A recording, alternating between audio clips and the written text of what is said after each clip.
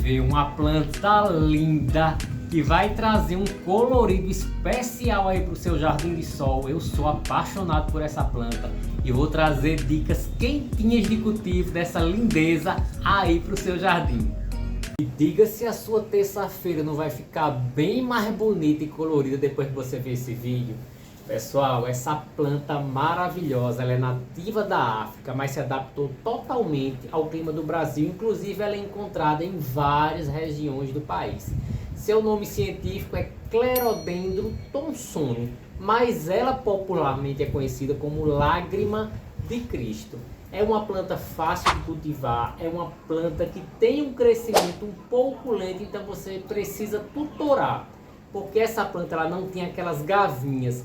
Ela não cresce se fixando em outras plantas, ou em madeira. Então você precisa tutorar para que esse crescimento dela seja mais rápido e bem conduzido. Sua floração vai acontecer com maior intensidade na primavera-verão, mas dependendo da região, que é o caso aqui de João Pessoa, ela vai florescer praticamente o ano inteiro.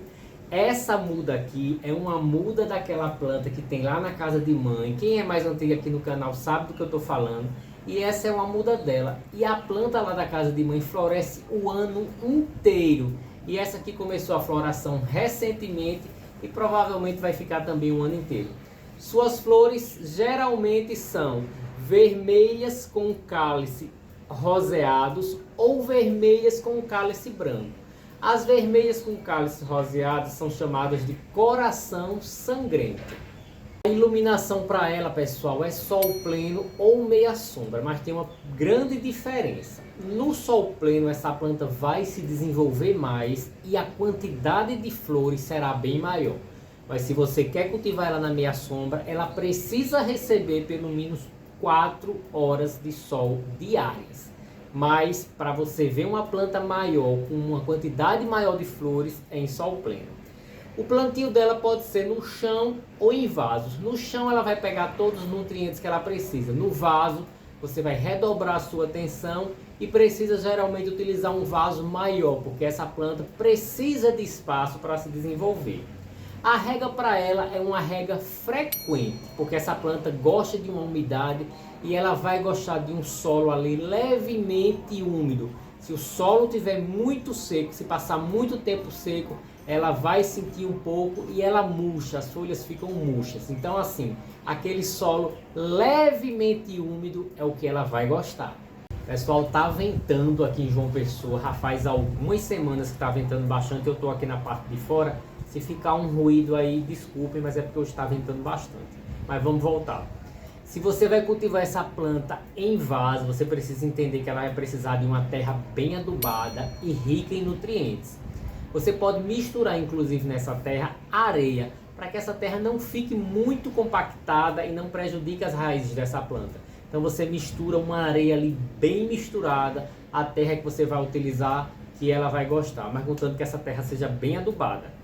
Com relação à poda dela, poda de limpeza para tirar folhas que já estão secas, flores que já estão secas, porque isso vai estimular a sua floração.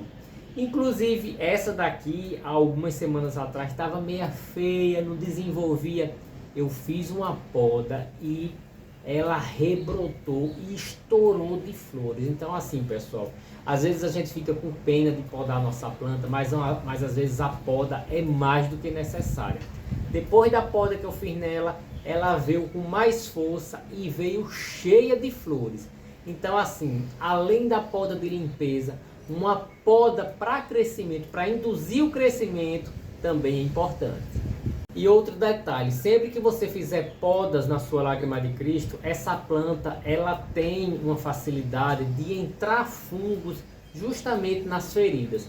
Então sempre que você podar, sempre que você precisar cortá-la, utilize sempre canela nas feridas.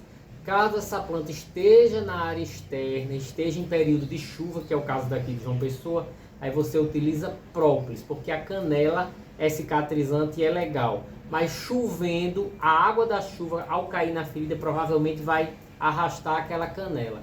Então se a sua planta estiver na área externa e recebe chuva, você sela com própolis, porque mesmo que chova, a ferida vai ficar protegida. E se você me perguntar, Ricardo, como é que a gente faz muda, como é que a gente propaga a lágrima de Cristo? Pessoal, tem 3 maneiras.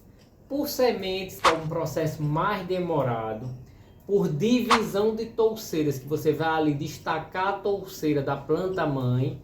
Ou por estacas, que é o processo, para mim, é o mais simples. Você vem numa galinha dessa aqui, você vai procurar uma galinha que tem 3 gemas. Ricardo, que são gemas? São essas saídas de folhas da galha. Tem uma gema aqui, outra gema aqui e outra gema aqui. 3 gemas. Então eu venho e faço o corte aqui embaixo. Depois que você cortar, você pode colocar essa galha diretamente na água para esperar enraizar, ou você coloca diretamente no solo. Essa muda que está aqui, quando eu fiz o corte, na planta de mãe, aquela bem bonita lá do Jaguaribe, eu coloquei na água, esperei ela enraizar. Depois que ela estava bem enraizadinha, eu trouxe para a terra, coloquei no vaso e deixei ela se desenvolver um pouco mais para levar para o sol. Isso eu fiz aos poucos, tá? Deixei na meia sombra. Quando ela foi ganhando força, fui trazendo ao sol aos poucos, e hoje ela está totalmente no sol pleno. Hoje ela recebe sol praticamente o dia inteiro. E a lágrima de Cristo, pessoal, ela também precisa de uma boa adubação. Se a sua é plantada diretamente no solo, aí você já não precisa ter essa preocupação, porque ela no solo, ela vai buscar ali do chão água, vai buscar nutrientes e ela vai viver bem. Essa daqui, que é o caso do vaso, ela está plantada em vaso, a gente precisa ter uma adubação frequente para ela estar assim linda. Então o que é que você vai fazer? Mensalmente você pode utilizar adubos naturais nela. Você vai escolher ou humus de minhoca, ou bocache, ou um esterco de gado bem curtido. Um dos 3 você utiliza mensalmente na sua planta que está no vaso. Ah, Ricardo, eu não quero adubos naturais, eu quero adubos químicos. Então você pode ir para um adubo que tem uma porcentagem de fósforo maior, tipo um NPK 4, 14, 8.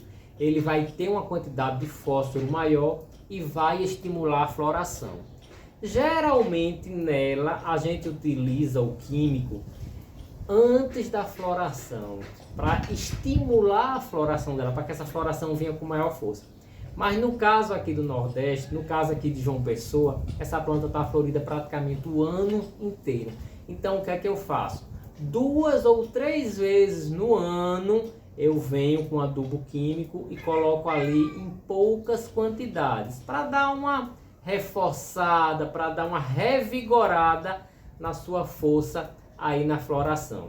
Se a sua aí na região que você mora, ela geralmente só floresce mais na primavera, verão, então você deixa para adubar com NPK 4, 14, 8 ou qualquer outro fertilizante que tenha uma porcentagem maior de fósforo, justamente antes dessa época. Pessoal, então é isso. Eu acho que eu trouxe para vocês aqui ótimas dicas de cultivo dessa planta e eu espero que vocês cultivem, porque essa daqui vale muito a pena. Essa planta é muito linda e quando ela começa a florir no seu jardim, você vai ver que valeu todo o dinheiro que foi investido nela. Então é isso. Beijo, até a próxima. Espero que tenham amado a lágrima de Cristo. Essa daqui eu vou plantar aqui no jardim. Tô vendo aí no local para ela. Eu quero tutorar ela, que ela cresça e se desenvolva bastante com essas flores lindas. Beijo, até a próxima. Valeu!